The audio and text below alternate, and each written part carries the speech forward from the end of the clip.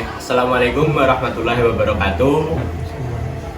Salam sejahtera bagi kita semua. Om Swastiastu, Namo Buddhaya, salam kebajikan, Rahayu Rahayu. Kembali lagi bersama kami komunitas Gus Durian Grobogan di Bincang Gus Durian. Yang mana kali ini kita spesial satu, kita di momen Harilah Gus Dur. Kita tahu bahwa Gus Dur juga sangat unik serta kontroversial, begitupun di hari lahirnya, yaitu secara de facto atau secara faktanya Gus Dur lahir tanggal 4 bulan 8 Hijriah atau tanggal 4 Syaban.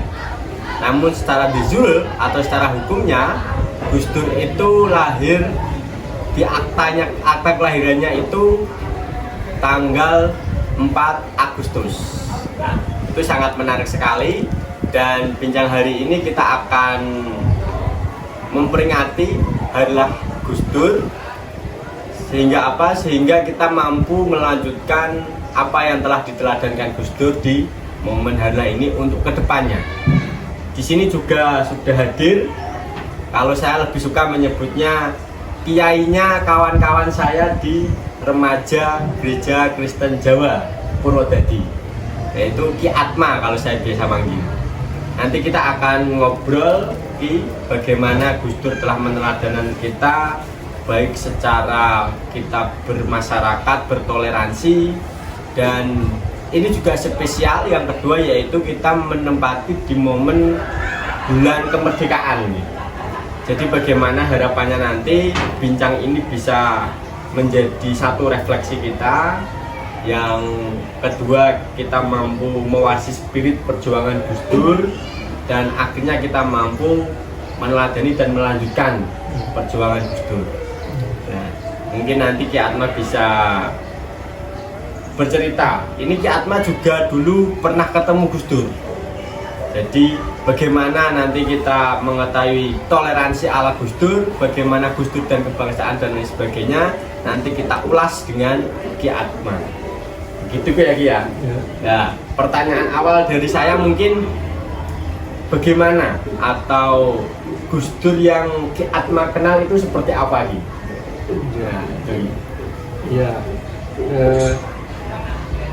Paling pertama saya melihat Gus Dur dari dekat itu di sidang raya Persekutuan Gereja-Gereja di Indonesia di Surabaya. Pada waktu itu pertama kali Gus Dur diundang untuk memberikan masukan di kalangan PGI, dan setahu saya banyak yang protes. Kenapa kok Gus Dur mau datang ke tempat orang kafir gitu. Tapi itulah Gus Dur. Gus Dur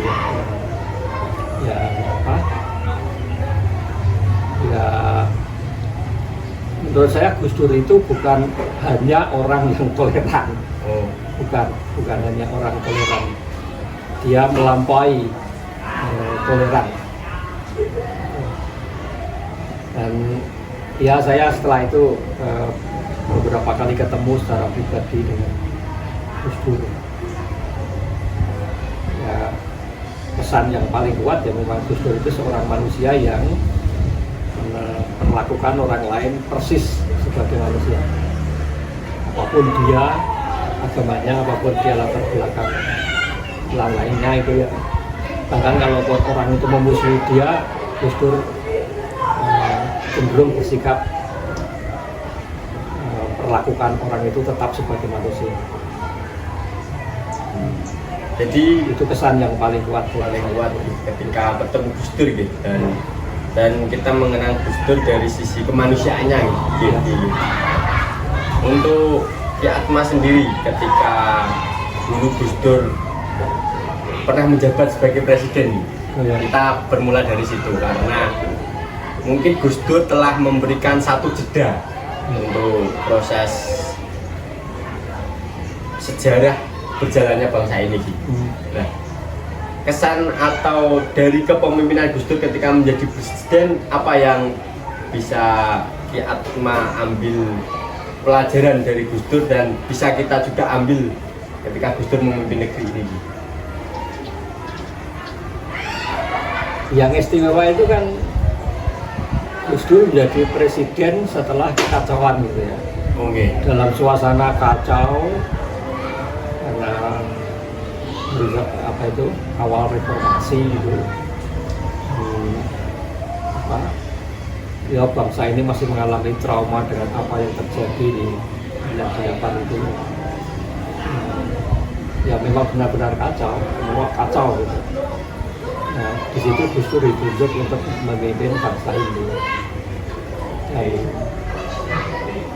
Seorang Gus Dur sebenarnya yang dia pikirkan itu jauh gitu. Yang kesulitan banyak orang adalah inginnya itu praktis, pragmatis. Sekarang gimana itu, sementara Gus Dur mikirnya ke depan. Sangat bisa dimengerti kalau banyak orang tidak suka dengan Gus Dur. Kemudian misalnya dia dianggap pergi ke luar negeri. Sementara yang dilakukan oleh Gus Dur sebenarnya dia sedang menjalin kontak-kontak itu, hubungan-hubungan itu yang diharapkan nantinya bukan hanya sekedar sekarang, bukan hanya sekedar mengatasi masalah konkret sekarang ini, tetapi nantinya itu bagaimana. Nah itu yang saya kira memang juga banyak orang bisa mengerti itu kan Gus Dur ya. Jadi Gus Dur itu memutuskan untuk kedepannya bagaimana itu nanti ada perkembangan dan tujuannya ke depan juga gitu. Iya, ya misalnya yang paling kontroversial dan kemudian salah satunya ya yang paling kontroversial itu misalnya Gus Dur mempunyai rancangan bahkan usaha untuk menjalin diplomasi dengan Israel. Oh iya. Oh, itu kan yang menimbulkan gelombang pertanyaan dan protes banyak orang yang wah Israel iblis, ini iblis kok diajak. Sementara Gus Dur sebenarnya berpikirnya itu kalau kita ingin menyelesaikan masalah yang ada di Palestina, antara Palestina dan Israel, ya kita harus menjalin kedua-duanya, ya ke Palestina ya dengan Israel juga, sehingga kita bisa bicara baik dengan Israel maupun juga dengan, kalau dengan Palestina jauh lebih mudah karena itu dukungannya begitu kuat gitu. Indonesia kan juga mendukung, sudah jelas itu. Tapi kalau kita ingin mendudukkan persoalannya itu secara proporsional, kita kan mesti ngomong dengan Israel juga. Bagaimana bisa ngomong dengan Israel kalau tidak ada hubungan diplomatik? Nah itu pikiran Gus Dur yang begitu itu nggak bisa dimengerti oleh banyak orang. Sementara menurut Gus Dur itu cara yang lebih efektif dan efisien itu untuk menyelesaikan kasusnya. Kita mesti ngomong lah dengan Israel. Untuk ngomong dengan Israel harus ada hubungan diplomatiknya harus ada. Secara politik internasionalnya itu begitu. Iya. Kalau ini saya mau tanya tadi sih, kembali ke awal bahwa Gus Dur bertoleransi melampaui untuk kemanusiaan. Pun ketika Gus Dur menjabat sebagai presiden, dia mengesahkan agama Konghucu sebagai agama nasional. Ya. Nah, itu bagaimana Ki? Kalau kita memahami bahwa Gus Dur melampaui toleransi itu sendiri dari keputusan itu? Iya, begini, toleransi itu kan niat baik gitu ya. Tapi sebenarnya niat baik itu ada batasnya.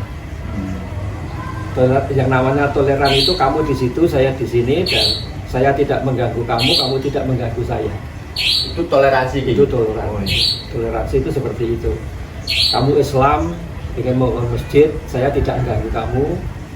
Saya Kristen, saya ingin bangun gereja, kamu tidak mengganggu saya. Itu toleran. Nah, sebenarnya bangsa ini yang dibutuhkan itu bukan hanya sekedar toleran begitu, bukan. Dan ditunjukkan oleh Gus Dur bahwa yang dibutuhkan oleh bangsa ini memang bukan sekedar toleran, lebih dari toleran. Apa itu? Kemanusiaan yang adil dan beradab. Itu sila kedua dari Pancasila. Makanya ketika Konghucu itu ditindas. Nah, Gus Dur membela Konghucu itu supaya Konghucu itu diakui sebagai agama. Jauh melampaui toleran, bukan hanya oke Konghucu kan di situ ya sudahlah kamu gitu aja. Nah, tidak begitu, tapi dia bela ini supaya mempunyai pengakuan atas keberadaannya. Ini kata lainnya eksistensinya itu diakui gitu. Ya. Ya sebenarnya kita masih punya pekerjaan rumah banyak karena menurut saya negara itu tidak boleh membatasi agama jumlahnya berapa, nggak boleh. Undang-undang dasar kita itu memberikan jaminan agama apapun juga kok. Mestinya ya seluruh bangsa ini mau beragama apapun juga ya boleh, silakan, dan itu dilindungi. Negara mesti melindungi warganya yang beragama apapun juga dan menjalankan agamanya itu harusnya dilindungi, tidak terbatas pada berapa gitu. Ya. Nah, makanya kalau saya apa yang dilakukan Gus Dur itu mestinya juga dilakukan oleh orang lain, oleh banyak itu semua. Salah satunya yang sering saya ngomong dengan teman-teman itu, kita mesti mau mengakui bahwa penghayat kepercayaan itu orang beragama itu. Jangan dianggap orang tidak beragama itu hanya berkebudayaan. Enggak, itu agama itu. Agama menurut mereka bahkan sebenarnya itu kan agama asli di sini. Mereka mewarisi agama asli Indonesia itu.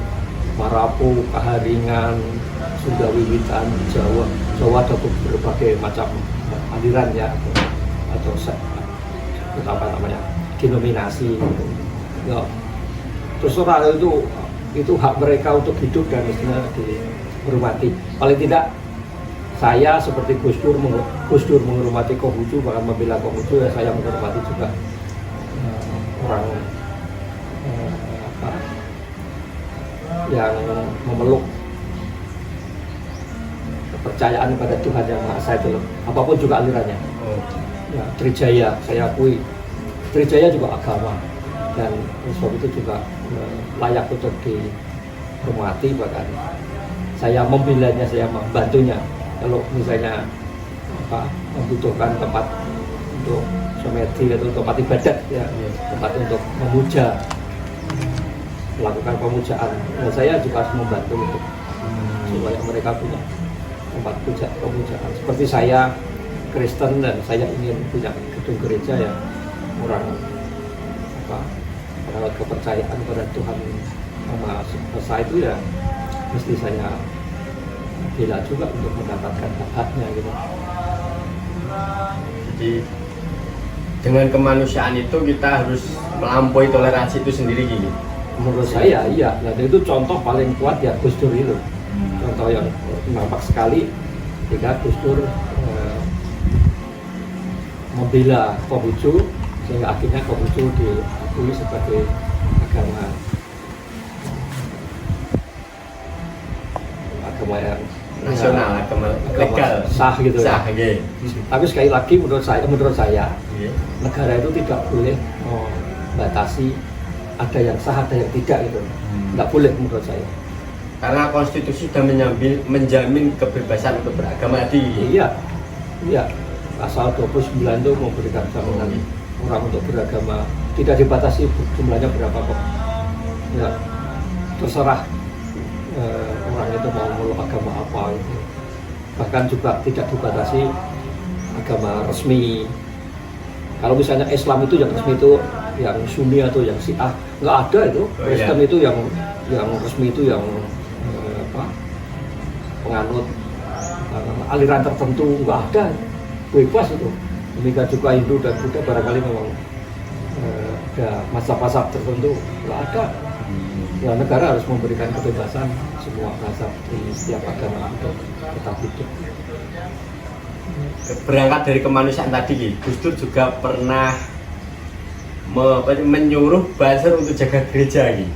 Nah, ini menurut Ki Atma sendiri bagaimana? Ini sebenarnya Gus Dur itu kan hanya meresmikan yang sudah terjadi. Oh iya. Sebenarnya ya, Iya. dia hanya membuat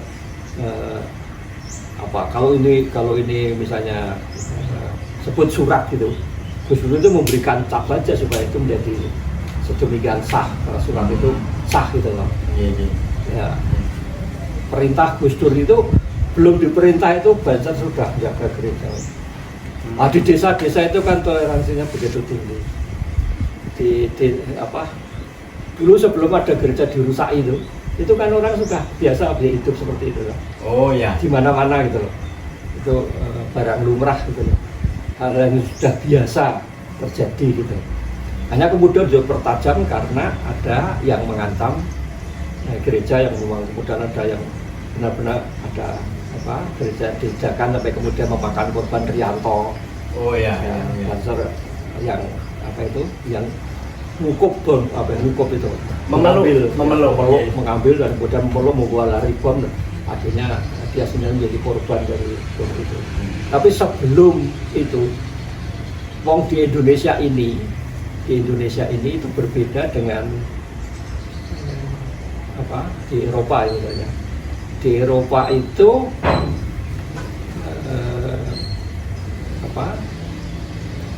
yang namanya toleransi itu begitu kelihatan gitu. Kamu di situ, saya di sini gitu.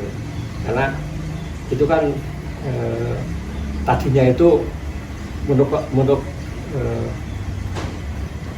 culture ya, kebudayaannya itu tunggal gitu, Kristen kabeh gitu loh. Kristen kabeh itu. Di Indonesia kan tidak. Iya. Apalagi di Jawa. Di Jawa itu satu keluarga aja orangnya beda-beda. Ada yang Islam, ada yang Kristen, ada yang barangkali ada yang Katolik. Bahkan di Klaten saya menemukan ada di satu rumah itu ada Kristennya, ada Hindunya, ada Katoliknya, ada Islamnya. Jadi kalau misalnya gereja tadinya kan tidak ada gereja di Natalan ya, perayaan Natal gereja dijaga itu kan tidak ada itu, kan tidak ada itu. Tetapi bahwa kebetulan dia Banser juga ikut ke gereja nganter istrinya, barangkali yang istrinya Kristen atau nganter adiknya yang adiknya Kristen. Banser yang gereja. Nah, ketika ini kemudian terjadi itu ancaman pada gereja karena ada ekstremisme kayak gitu. Nah, Gus Dur memberikan cap dengan memerintahkan Banser menjaga gereja. Tapi sebenarnya persaudaraan Banser sama Kristen itu sudah dimulai dari keluarga. Ada keluarga yang Banser, adiknya Kristen misalnya kayak begitu. Iya. Kan di mana-mana bisa ditemukan kayak begitu. Di Jawa Timur saya kira banyak sekali ya keluarga yang begitu.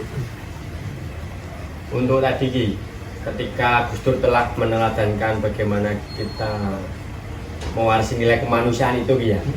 Dan ini juga di momen Agustus kemerdekaan itu kadang gotong royong pun semakin berkurang.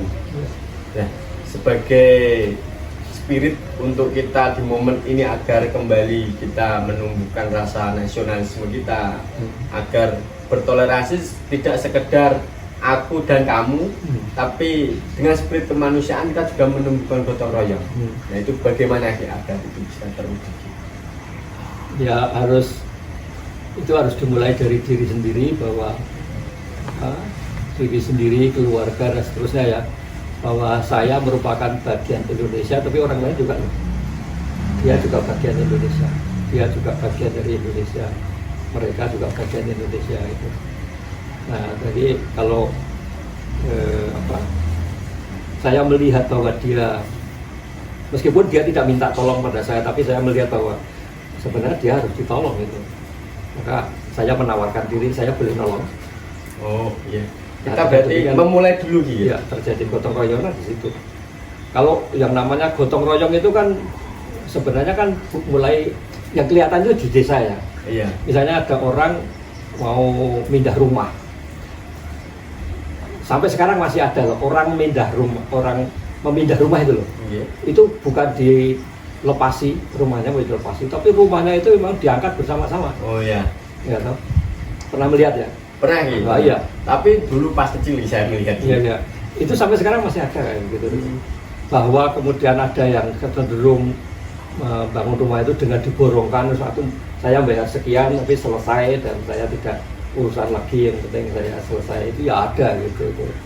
Biasanya gitu yang begitu itu, iya sudah mulai modern, berpikiran modern ya. Kemudian menggerus itu tadi, menggerus gotong royong itu. Tapi kalau yang gotong royong masih kuat itu tahu bahwa ngadimin akan pindah rumahnya. Meskipun saya tidak diajak, saya akan datang dan saya akan mengatakan, saya akan menawarkan diri saya, aku melu yo, saya ikut ya, bekerja itu loh. Karena memang bekerja itu di gotong royong kan tidak diupah, paling diajak makan aja. Makan gitu. Iya.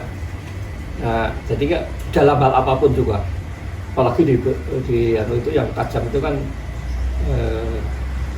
nggak ada gotong royong di politik ya. Perebutan kekuasaan maksud saya, bukan politik yang sebenarnya ada politik yang sebenarnya murni ya. Politik itu artinya kan mengatur kehidupan berbangsa bernegara ini. Itu politik artinya itu. Nah mestinya itu mengatur kehidupan berbangsa bernegara ini itu ya diatur secara gotong royong dengan kebersamaan. Yang dituju adalah majunya bangsa dan negara ini gitu loh. Nah tetapi politik dalam arti itu mencari kekuasaan itu, berebut untuk mendapatkan kekuasaan, kalau sudah dapat kekuasaan itu kemudian secara rakus dinikmati sendiri gitu. Nah itu gotong royongnya hilang. Jadi malah melupakan tujuan awal tadi gitu. Iya. Nah, itu sudah bukan berbangsa bernegara lagi, tapi beraku, berkami gitu, bukan berkita. Golongannya masing-masing gitu. Iya. Makanya kalau ada orang pindah politik, partai politik maksudnya, itu untuk apa itu ya? Dia mau cari kekuasaan untuk dirinya, untuk keluarganya, untuk apa? Jadi kalau memang inginnya itu membangun bangsa ini, tidak harus melalui partai politik. Bahkan orang bertaruh untuk kepentingan bangsa dan negara ini, gitu. Tanpa harus berpolitik ini. Itu artinya politik yang baik. Politik yang baik itu seperti itu. Yang benar itu seperti itu. Misalnya siapa itu? Dr. siapa? Darmawan itu siapa namanya? Yang apa? Yang mendedikasikan dirinya untuk menolong orang-orang yang terpencil di Indonesia Timur yang dengan pakai kapal itu. Oh iya. Itu politik gitu. Untuk mencapai tujuannya tadi ya demi kesejahteraan bangsa ini. Maksudnya apa toh? Itu orang-orang politikus kan ngomongnya kesejahteraan bangsa toh. Iya. Nah, tapi mereka yang ngomongnya berbeda semua. Kenyataannya tidak dilakukan kan. Mereka hanya cari uang untuk dirinya kan, atau untuk kelompoknya itu. Tapi orang seperti itu politik yang benar-benar murni menurut saya. Ya bahwa ada yang kemudian di partai politik. Nah, partai politik zamannya apa? Perang kemerdekaan dulu, PNI-nya Bung Karno ya. Itu kan memang partai politik untuk memperjuangkan kemerdekaan, bukan untuk memperjuangkan dirinya, bukan untuk kelompoknya, bukan merampok untuk diri sendiri gitu. Iya, tapi untuk bangsa ini gitu loh. Mestinya partai politik semua untuk bangsa ini gitu. Mestinya. Kalau ketika Gus Dur perspektif ketika terjun ke dunia politik yang bisa kita pelajari apa sih? Iya. Ketika Gus Dur mulai mendirikan PKB itu sebenarnya saya sendiri sayang gitu lah. Gus Dur mestinya nggak usah ke situ, nggak usah. Tapi Gus Dur pernah bilang bahwa yang lebih penting dari politik itu memang kemanusiaan gitu. Iya, makanya kan di partai politik kan malah kemudian berkelahi sama ponakan gitu. Iya. Nah, ya memang partai politik kemudian kecenderungannya ke sana gitu. Akhirnya ya itu sebutan paling tepat mungkin itu memang lereng licin loh. Lereng nggak licin aja, lereng itu orang mudah berada di situ tuh mudah terperosok ke sini, apalagi licin. Iya gitu. Ya, licin itu kemudian ya orang mudah aja, sangat mudah untuk terperosok, jatuh ke tidak seperti yang seharusnya. Jadi saya tak rokokan gitu.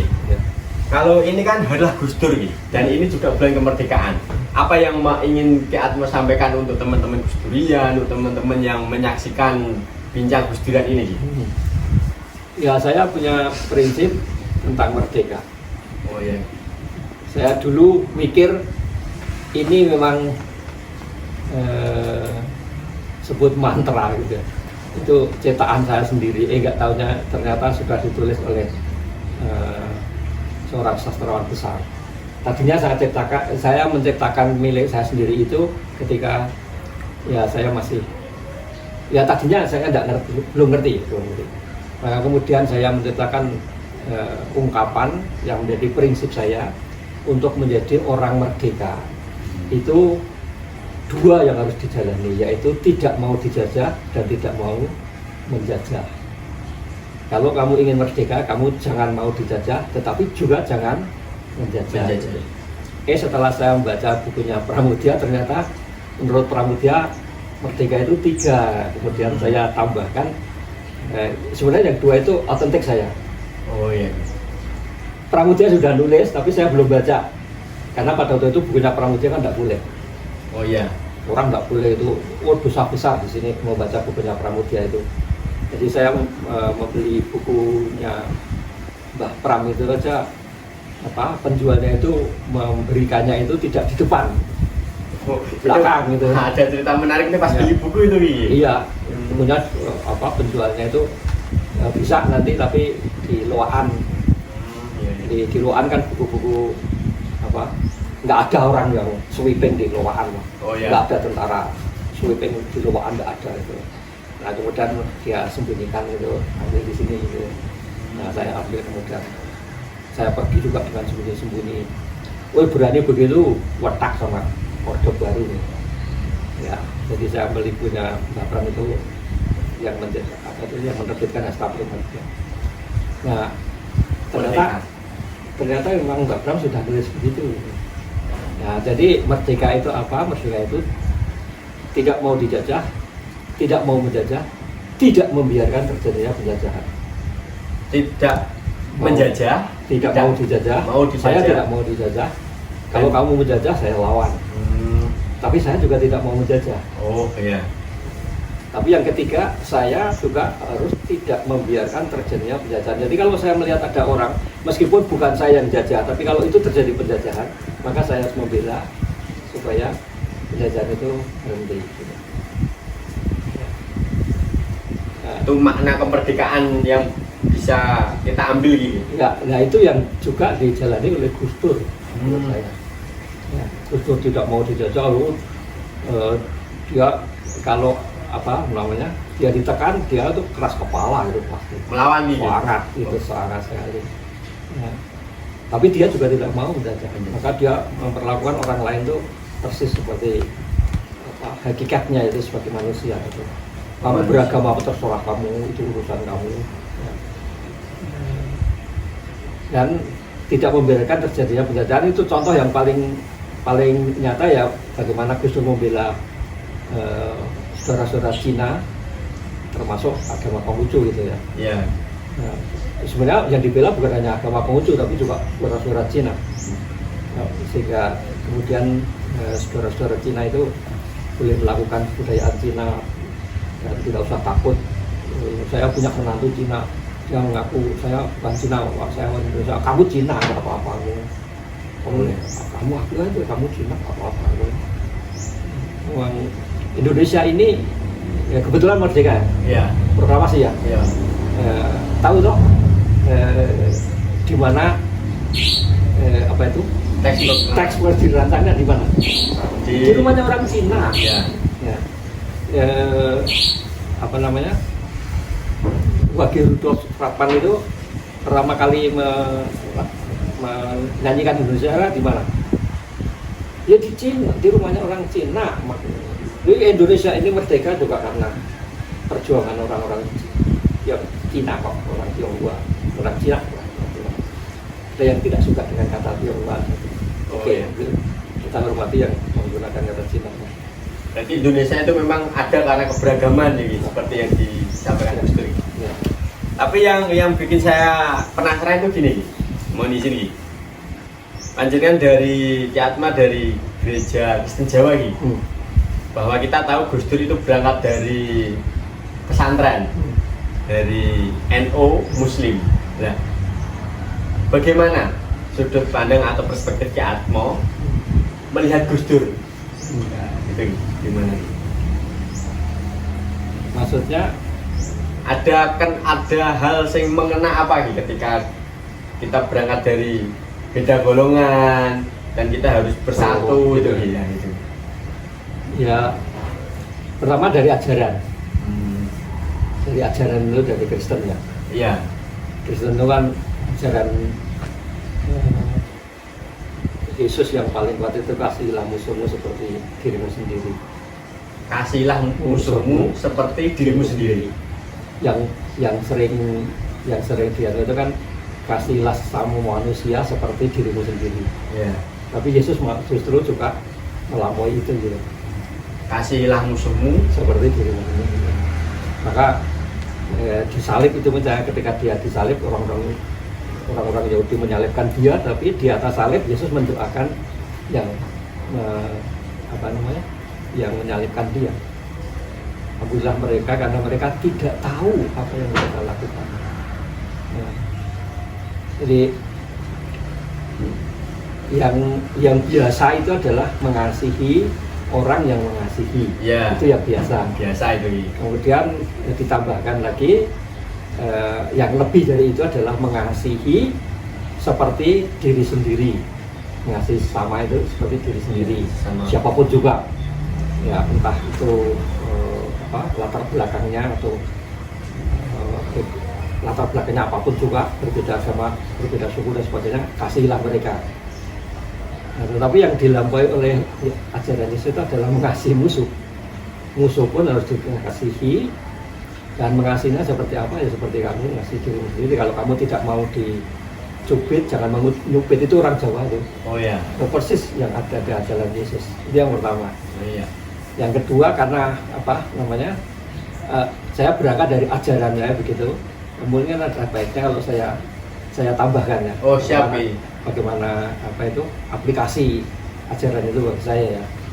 Saya datang ke sini bulan November Desember tahun 76. Mulai bulan Januari saya sudah menetap di sini. Dan siapa yang paling pertama kali saya cari di sini itu bukan orang Kristen. Siapa lagi? Saya tanya kepada induk semang saya, pada keluarga yang di situ saya tinggal. Di sini tokoh Islamnya siapa? Dan kemudian bapak itu menyatakan namanya Pak Amin, itu dulu kepala departemen agama di sini. Dia sudah pensiun, rumahnya di Kuripan. Saya cari, saya ketemu, kemudian saya ngomong pada dia dan saya menyatakan apakah saya boleh belajar pada bapak. Dan yang diajarkan apa? Al-Fatihah. Meskipun ya saya sulit, lama saya hafalnya ya, tapi saya diajari oleh Pak Amin itu Al-Fatihah. Yang mengesan bagi saya, loh di sini kan kita ketemu, karena di Al-Fatihah itu kan jalan lurus loh. Iya. Ketemu semua agama gitu. Iya gitu. Jalan lurus. Kristen itu ya mestinya orang Kristen, maksudnya orang Kristen itu kalau berjalan ya lurus. Orang Islam kalau berjalan ya harusnya lurus, semua orang lah. Semua orang Jawa pun kalau berjalan ya lurus. Itu kan kita ketemu di sini. Itu yang pertama. Kemudian yang kedua, kenapa kalau saya berusukan di mana-mana, ketemu dengan bahkan bersaudara dengan kiai-kiai, kenapa kok begitu? Bukan saya dekat itu bukan hanya dengan Gus Dur, dengan teman-temannya Gus Dur. Salah satunya itu Mahfud Riwan, Kiai Mahfud Riwan almarhum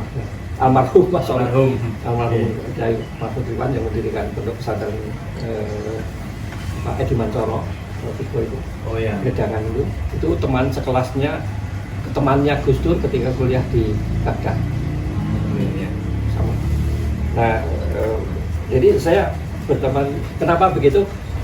Yang kedua ya sebenarnya kita sama-sama manusia, kita beda agama, tapi kita sama manusia, sama persis kok, harkat martabatnya sama. Makanya ketika mendirikan Jadi saya mendirikan FKUB dulu. Itu tahun 95, dimarahi oleh Kepanjangannya apa Pak FKUB ini? Komunikasi Umat Beragama. Di Grobogan ini? Iya. Dimarahi sama siapa Ki karena apa ini? Dimarahi oleh banyak orang, termasuk kepala departemen agama. Saya dimarahi. Itu zaman Soeharto enggak boleh kalau enggak, semua harus inisiatifnya itu dari pemerintah. Kalau tidak dari pemerintah enggak boleh. Yang membela saya itu Pak Nyoman Surahata itu, yang agamanya Hindu itu. Ya, itu pimpinan Hindu, pimpinan NU, pimpinan Muhammadiyah, pimpinan Katolik semua saya ajak, yuk kita kumpul, kita ketemu dan kita membentuk FKUB. Ya.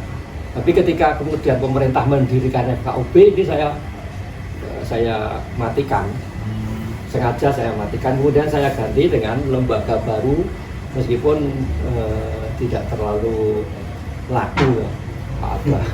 Nggak ada yang berminat untuk bersama-sama dengan saya gitu. Saya ganti dengan Setunggal. Setunggal itu singkatan dari Sedulur Tunggal Gali. Sedulur Tunggal Gali itu saudara sama-sama hatinya. Karena di hati setiap orang Allah itu bertata, agamanya apapun juga, termasuk tidak beragama. Orang menyebut ateis itu tidak kenal Tuhan. Orang itu tidak mau mengakui Tuhan, tapi tetap saja Tuhan bertakhta di hatinya dia. Makanya dia bisa berbuat baik. Dari mana itu? Keinginan untuk berbuat baik dari mana? Ya Tuhan itu yang membisikkan kepada dia. Orangnya tidak mau mengakui Tuhan, terserah orang itu, tapi Tuhannya tetap saja, Allah tetap saja hadir di hati orang itu. Nah, jadi hakikat manusia itu sama, yaitu sebagai hakikat setiap orang itu sama, yaitu sebagai manusia. Manusia itu semua sama karena manusia punya hati, dan di hati ini itu Tuhan atau Allah atau yang widi atau sing gawe urip atau mau disebut apa terserah lah. Itu di situ bertahan. Nah, jadi yang kedua alasan saya kenapa saya bersaudara atau berteman ya. Apalagi bersaudara, saya mah lebih dari sekedar berteman, saya mau bersaudara dengan banyak itu, ya dengan kamu juga loh. Siap. Ya, kenapa? Ya karena memang sama manusianya. Dan yang ketiga ya sama bangsanya, sama Indonesianya. Gus Dur berjuang untuk Indonesia, saya ya sedapat mungkin berjuang untuk Indonesia dengan sebisa saya.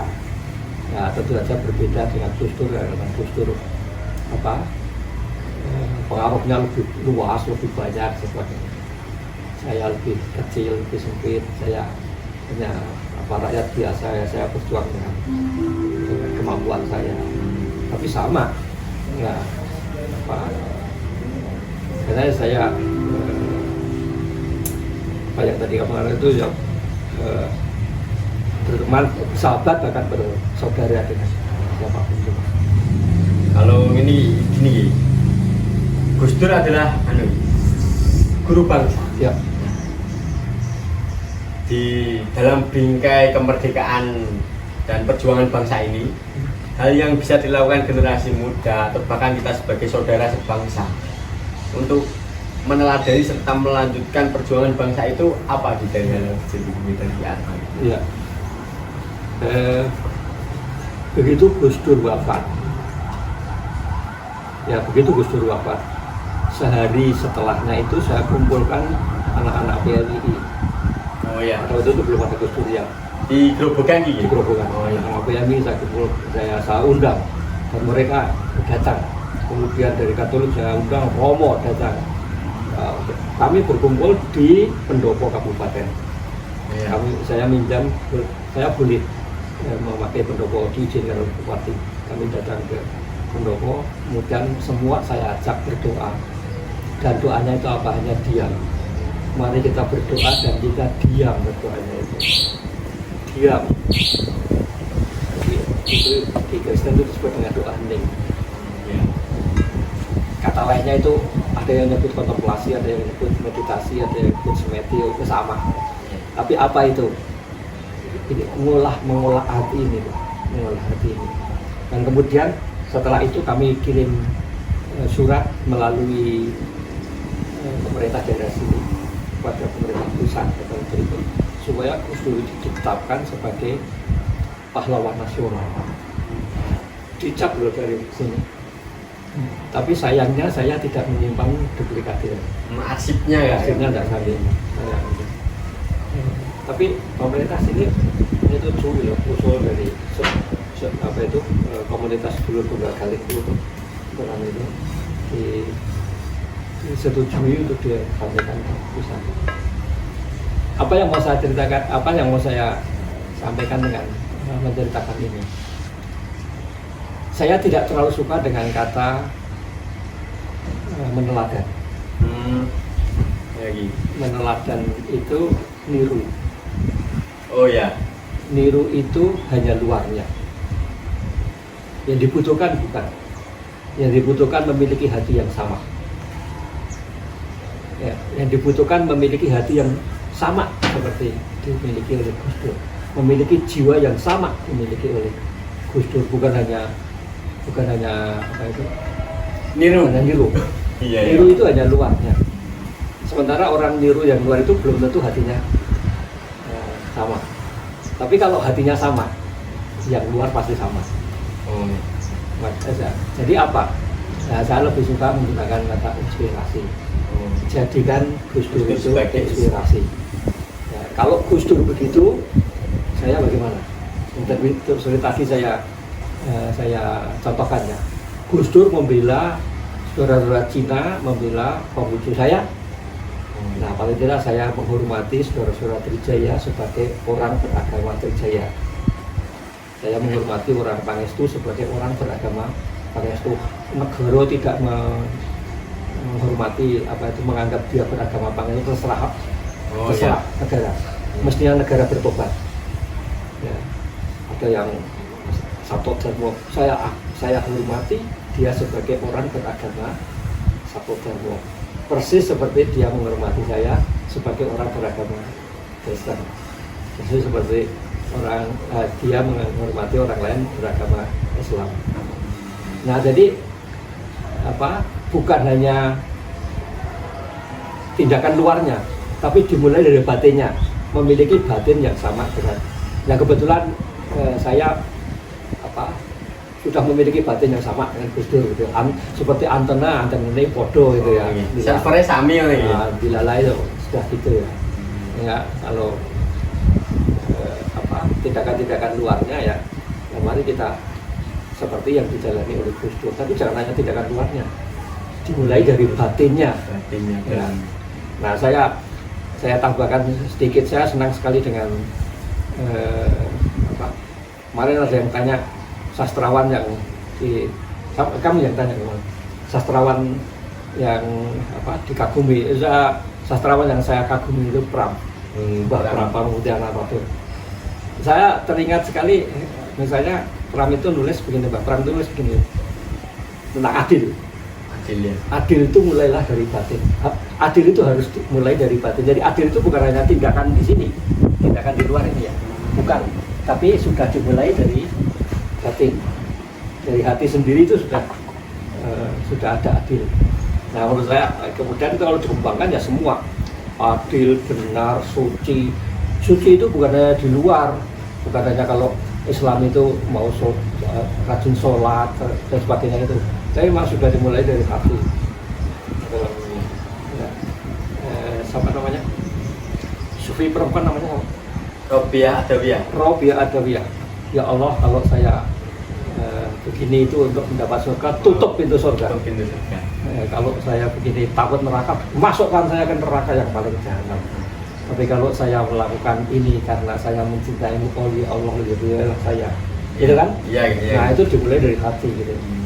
Jadi jangan menjalani agama Islam hanya takut neraka atau ingin masuk surga, tapi memang cinta kepada Allah gitu.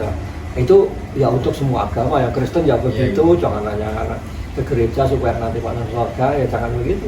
Tapi memang dimulai dari hati, yang memang saya mencintaimu Allah, ya Allah, karena engkau sudah mencintaiku. Begitupun tadi ya, bagaimana Gus Dur mampu menjadi spirit dimulai dari hati. Ya, makanya harus punya hati seperti Gus Dur. Miliki hati yang seperti Gus Dur, miliki jiwa yang dimiliki oleh Gus Dur. bukan hanya tindakan-tindakan luarnya aja gitu. Tindakan luarnya juga ditiru gitu ya. Gus Dur dari presiden kemudian berhenti hanya sekedar untuk membeli durian misalnya. Oh itu berarti Gus Dur perhatian kepada rakyat ya. Nah saya juga perhatian pada rakyat. Tapi kalau hatinya tidak, Oh iya. itu hanya show saja nanti akhirnya. Sekarang juga banyak orang begitu, iyalah, yang kelihatannya memperhatikan rakyat, yang ada kamera itu kan. Iya. Kalau ada kamera memperhatikan rakyat, kalau ada kamera rakyatnya ditindas. Bahkan iya menjadikan Gus Dur sebagai inspirasi bangsa gitu. Iya. Bagi generasi pemuda bangsa. Iya. Nah, kaum milenial generasi Z, Generasi nah, semua bukan hanya itu tapi semua menurut saya kalau kita hormat kagum pada Gus Dur ya milikilah hatinya, milikilah jiwanya. Nah, kalau dimiliki hatinya, nah kemudian pasti akan berakibat pada tindakan atau perilaku. Kalau ini juga ada, kita belajar di Gus Durian itu kita 9 nilai utama Gus Dur, basis gerakan kita di 9 nilai itu Gus Dur itu. Jadi ada di situ ada kearifan lokal. Kita juga tahu bahwa Gus Dur itu bapak pluralisme. Nah, bagaimana agar kita bisa terus menumbuhkan rasa gotong royong dengan keberagaman yang beraneka ragam kita hidup di masyarakat, sehingga memang kita disatukan oleh bangsa ini yang beraneka ragam itu. Ya. Ada dua menurut saya yang perlu dilakukan untuk begitu ya. Yang pertama adalah keberanian. Saya nulis di dinding depan saya, di dinding depan pondok ini itu ada tulisan di sana, berburu kepada orang meskipun miskin harta tapi kaya ilmu dan budi luhur. Mari kita belajar kepada siapapun juga. Ada pepatah belajarlah sampai ke Cina. Sebenarnya kita diajak untuk belajar gitu loh. Jangan merasa sudah tahu. Kalau sudah merasa sudah tahu, kemungkinannya adalah justru menghakimi orang lain. Tapi kalau belajar tidak. Kalau kita belajar pada orang lain, ya kita belajar apa itu. Tentang belajar misalnya. Suatu ketika saya mengajak teman-teman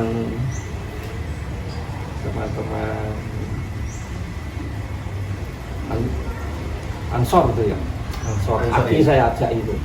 Aki juga pada waktu itu saya ajak dan Aki ikut pergi ke Mlowo.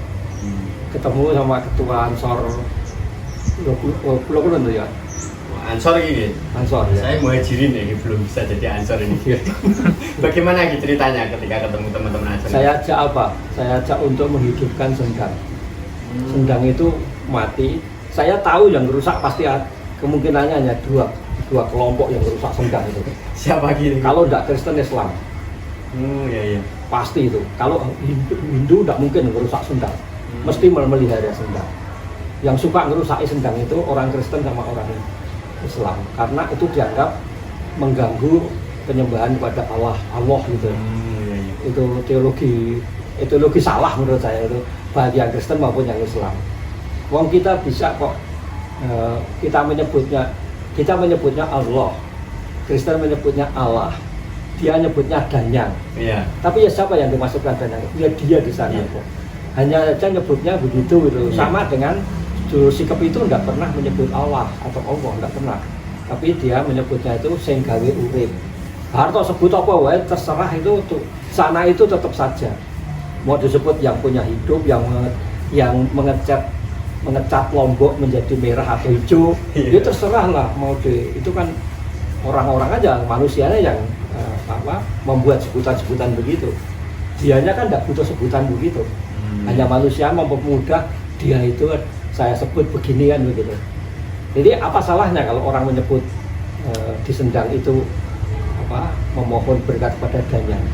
Ya kamu menyebutnya pada Danyang, saya menyebutnya saya sholat di sini, saya wudhu di sini, mengambil air untuk wudhu di sini dan saya sholat di sini. Tapi saya sembah ada Allah. Yang Kristen mau ibadat atau berdoa di situ dan menyebut pada Tuhan, Yahweh, Yehovah atau apa, terserah loh. Tapi tempat itu jangan dirusak itu loh. Hanya karena tempat itu dianggap ini tempatnya danyang, maka kemudian harus dirusak karena ini tidak menghormati Tuhan misalnya begitu. Itu adalah orang yang tidak mau belajar. Jadi yang namanya kearifan lokal yang disebutkan oleh Gus Dur itu adalah keberanian untuk belajar kepada yang lokal tadi itu. Contoh ya apa yang dikatakan salah satu dari 9 keutamaan yang diajarkan oleh Gus Dur itu, mengapa di Kudus tidak ada orang menyembelih sapi misalnya. Ya.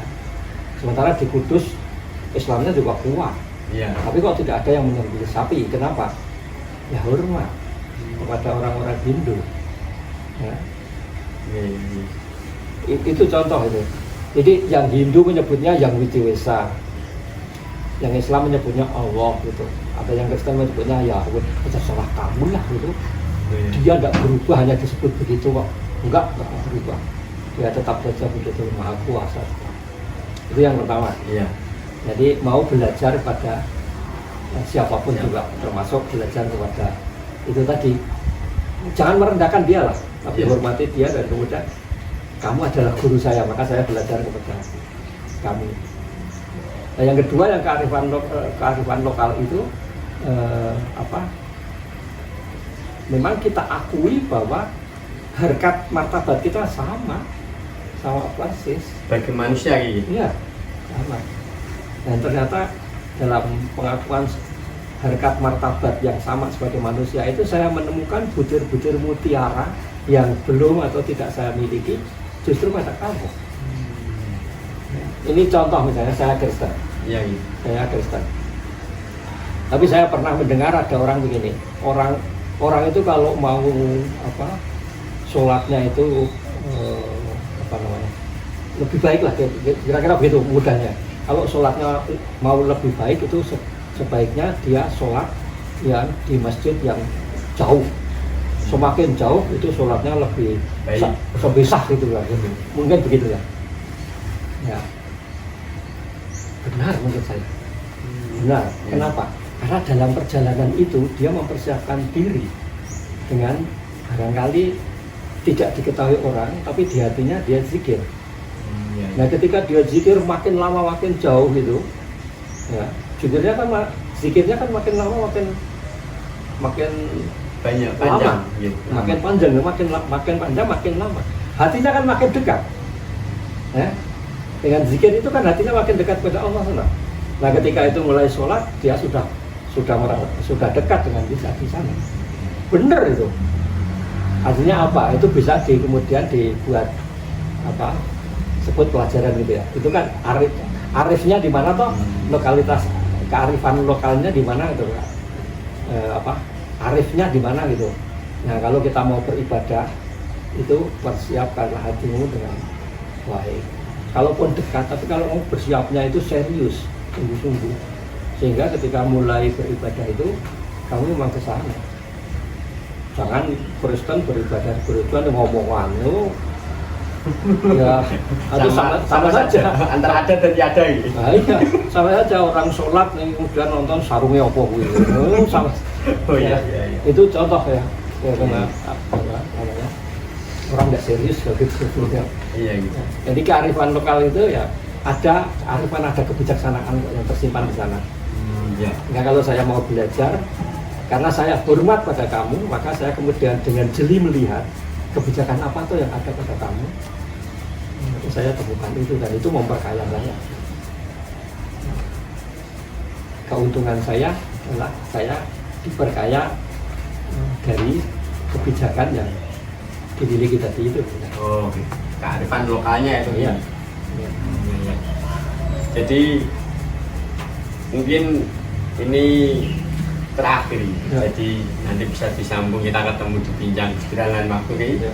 Nah, closing statement atau apa yang bisa kita petik dari Sang Guru Bangsa Gus Dur di momen kemerdekaan ini dan kedepannya meskipun Gus Dur telah tiada, tapi kita harus tetap menginspirasi, menjadikan beliau sebagai inspirasi kita, baik berkehidupan secara manusia, baik secara bangsa, dan bersama-sama dalam persaudaraan ini. Gus Dur itu manusia, Iya. saya manusia, yang lainnya juga manusia. Jadi kalau Gus Dur bisa, saya juga harus bisa, yang lainnya juga harus bisa. Supaya bisa bagaimana? Tadi itu yang saya sebutkan, miliki hati, miliki jiwanya Gus Dur, miliki hatinya Gus Dur, miliki jiwanya Gus Dur. Kalau Gus Dur bisa begitu, nah saya juga harus bisa. Ya bisa. Keutamaan yang dijalani oleh Gus Dur itu keutamaan yang sifatnya universal. Nah, keutamaan itu bisa dimiliki oleh siapapun juga. Bisa dimiliki oleh saya, bisa dimiliki oleh kamu, bisa dimiliki oleh mereka, bisa dimiliki oleh kita semua. Nah, kalau itu kita miliki, kemudian kita bisa memberikan sumbangan bagi bangsa dan negara ini supaya benar-benar menjadi merdeka. Kita itu sekarang memang sudah memproklamasikan kemerdekaan, tetapi harus jujur mengakui bahwa kita belum merdeka. Harus jujur mengakui gitu. Betul, karena memang kita belum merdeka. Bisa di bagaimana itu kan sama penasaran ini dah. Kita belum merdeka. Buktinya ya masih ada yang menjajah kita. Orang koruptor itu menjajah. Oh iya. Kemudian ada orang-orang yang tidak toleran pada orang lain, Iya. itu penjajah itu. Bung Karno pernah mengatakan mengusir penjajah, melawan penjajah itu lebih mudah karena yang lebih sulit adalah melawan bangsa sendiri yang menjadi penjajah. Kulitnya sama, orangnya sama, ya, mungkin agamanya sama. Nah, kemudian kalau penjajah kan pada waktu itu agamanya sudah beda, kulitnya sudah beda gitu ya. Nah, tapi sekarang yang menjajah itu ya sama, sehingga lebih sulit. Nah, kita menurut saya ya kembali miliki jiwa, hati yang dimiliki oleh Gus Dur untuk kemerdekaan, prinsip yang dimiliki oleh Mbah Pram itu tidak mau dijajah, tidak mau menjajah, tidak membiarkan terjadinya penjajahan. Siap, terima kasih Ki Atma. Sama-sama. Sudah meluangkan waktu kita bincang Gus Durian pada detik ini. Semoga kedepannya kita nanti, bukan semoga Ki ya, segera untuk dilakukan bahwa Gus Dur menginspirasi kita. Kita berangkat dari hati kita, diri kita, bahwa kita masih banyak PR gitu. Bahwa kita masih banyak PR dan bagaimana nanti kita mencapai kemerdekaan itu dalam proses ini terus menerus. Mungkin itu. Dan jangan lupa nanti sahabat-sahabat, kawan-kawan semua boleh kalau berkenan untuk sowan bertemu Ki Atma di pondok apa gini, Padepokan. Sini pondok. Di sini pondok. Sini pondok Merdeka. Pondok Merdeka. Tapi yang di sana Padepokan. Padepokan. Nanti bisa belajar, sharing-sharing, dan kita jumpa lagi bahwa Gus Dur telah menginspirasi. Mari kita melanjutkannya. Dan sampai jumpa. Wallahul muwaffiq ila aqwamit thoriq. Wassalamualaikum warahmatullahi wabarakatuh. Terima kasih Ki Atma.